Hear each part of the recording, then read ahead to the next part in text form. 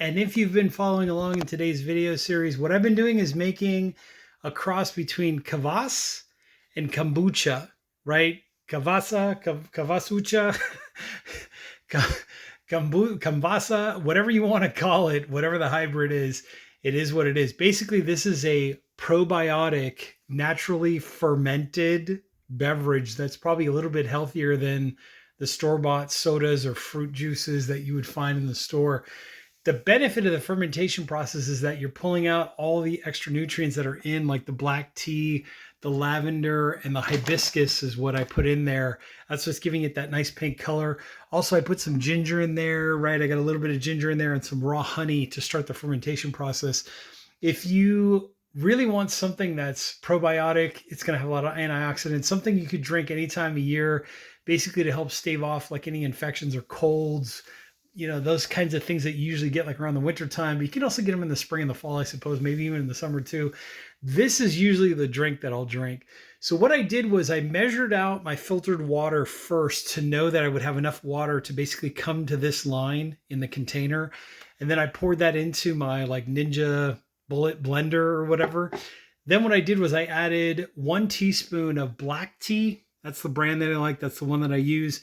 I added 1 teaspoon of the lavender, right? That's the brand that I like. That's the one that I use, the best bang for the buck. Then I put in 1 teaspoon of the organic hibiscus flowers, right? Cut and sifted. You kind of get a sense of what's going on there. Then I put in, I would say about maybe a tablespoon or 2 of the ginger, just kind of gave it a little rough chop. Obviously washed it before I put it in the blender or before I started cutting it up, but skin, peel and all, everything, chopped it up a little bit just so it was easier for the bullet to kind of blend it. And then there's about like a tablespoon or 2 of honey. So basically all that goes into the blender, blended it up to kind of help to try to, shrink down the sizes of these pieces. I've seen some people make this where they'll make a kvass, right? Or they'll make like a ginger bug or whatever, and they use like chunks of ginger.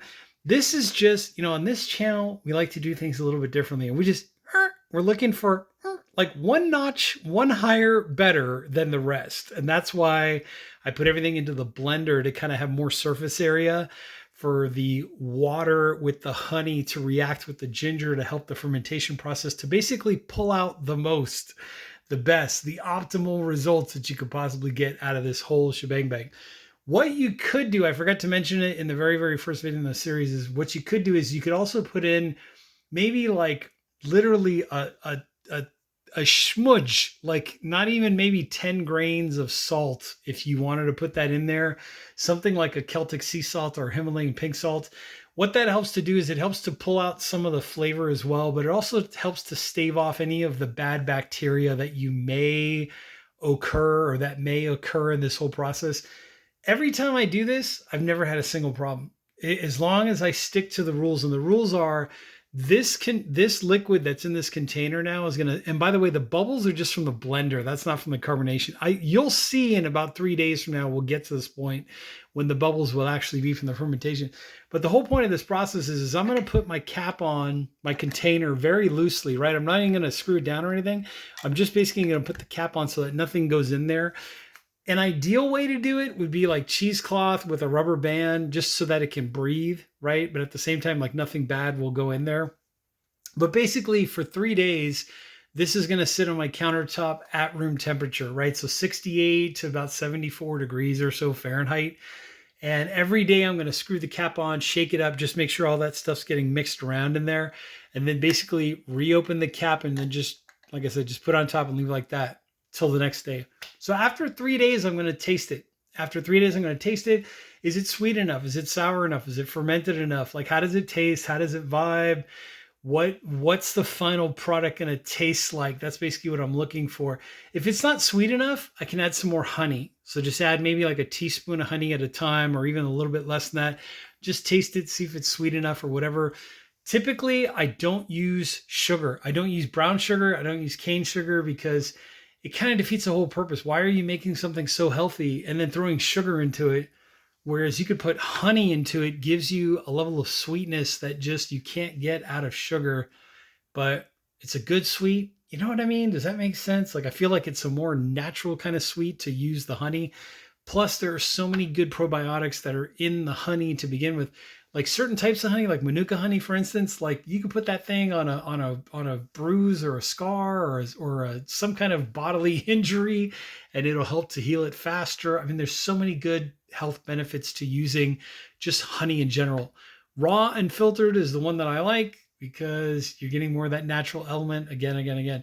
So anyways, what I will do is I will go in there with a spoon and spoon this. This is a combination of, I think, the black tea and the hibiscus that was at the bottom.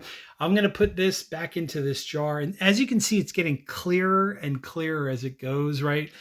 But this is going to go into there. I'll probably put the cap on, let it sit on the countertop. So anyways, after 3 days, I taste it. Everything's fine. It's good. If it needs to be a little more tart or more sour, I'll let it go one more day on the countertop and then retest it again, retaste it again. If it's ready to go, what I'm going to do is I'm going to filter it, right, with just a regular old strainer or filter, whatever you want to use, and then put it into what's called a fermentation grade flip top bottle. So these bottles are thicker in glass. They're more structurally sound so that the carbonation which is happening will not make the bottle explode, which is what you want to avoid. But this liquid, right, the strain from there, the strained liquid will go into here, and then this will get the cap on it, and then this will go into my refrigerator where it can kind of chill out and do its thing. Be very careful, because once you put your liquid in here and once you put the cap on, the fermentation process at a very minuscule amount will still continue to happen inside of the refrigerator. Like we're talking microns of fermentation. If you were to leave this on the countertop for like another, let's say another day or so, just make sure that you check your pressure so that it doesn't just explode on you, because I've seen accidents before and that's not very pretty. Inside your fridge, if this thing were to explode, just think of the cleanup afterwards. It would be epic. You need like a team of 4 people to go in there to clean out your fridge if this thing exploded inside your refrigerator. Plus you could damage part, you know what I'm saying. But anyways, just do it the right way. It'll be fine. Be a little light fermentation action going on. It'll be delicious. Anyways, with that being said, there are links to some of the stuff that I used today down there below in the description, also in the comment section. Please stay tuned. In about a couple of days or about 3 days from now, I will come back and show you what this has transformed into. And these bubbles that were caused by the Ninja Bullet blender will be replaced by the bubbles of natural fermentation. And that's how the carbonation action happens inside of the container. So I'll show you all that in about 3 days. Anyways, with that being said, I'm the old coot, just trying to be healthier, just a little bit more optimizing the process of kvassing. Can I verb a noun or an adjective? I don't know. But kombucha-ing, right? Kombucha because of the ginger and the black tea.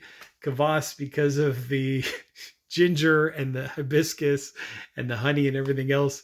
We'll see what happens. With that being said, I'm the old coot, and I'll catch you all in the next exciting video.